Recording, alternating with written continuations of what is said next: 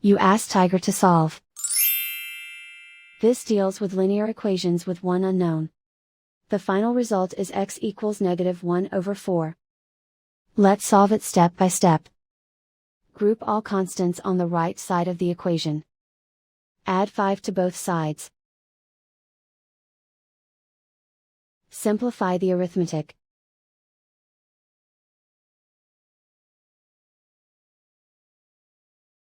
Isolate the x.